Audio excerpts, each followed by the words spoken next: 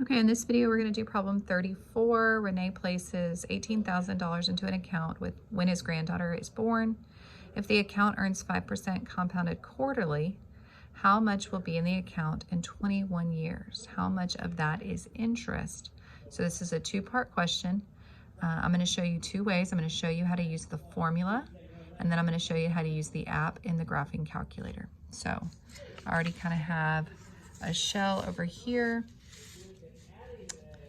So we'll refer back to that amount in a minute. We're looking for, the first part of the question was looking for the future amount.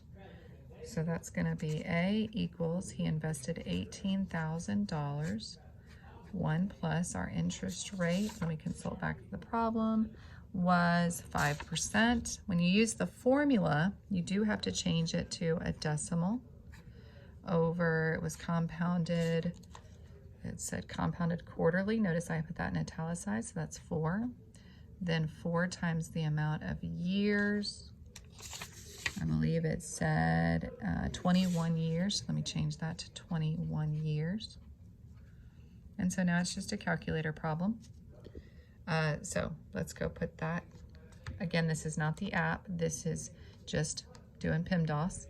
So again, I do old school. I don't try to be ambitious and put all that in. I do it in pieces. If you can do it all in one shebang, by all means, you rock on. I'm just going to show you how I do it in pieces. So that's the fraction plus 1. So that's the inside of my parentheses. Then I need to raise that to 4 times 21. Then I'm going to multiply that by my 18,000. Oops, too many zeros. And I get a future amount of $51,104.03. Now, when I go to my app in my calculator and I do the finance, the TVM solver, it should get me the same result. So let's talk about what we need to put in there for N. N is this part of your formula. 4 times 21. It's how often is it going to be compounded times how many years. So you can simply put in 4 times 21 and hit enter and it'll do the calculation for you. I, in the TVM calculator, is this part of the problem. So it's the 0. Oh, but you don't change it to a decimal. Look at me, I almost made that mistake. You keep it the percent that they gave you, 5% divided by 4. And you get 1.25. What was the original amount? The principal for this problem was 18,000. Let me go ahead and write that. Present value is the 18,000.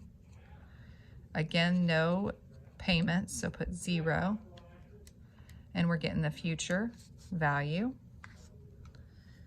So the future value, remember, is alpha, enter. And sure enough, I get a future value of 51,104.3 cents, and that's a match. So again, I'm building up credibility here. Your app and your calculator is just as reliable as your formula is. And this is important to recognize, that you don't necessarily have to do this, although you can see it's not problematic, but this definitely goes much, much smoother. Again, this just has some specialties on how you put it in.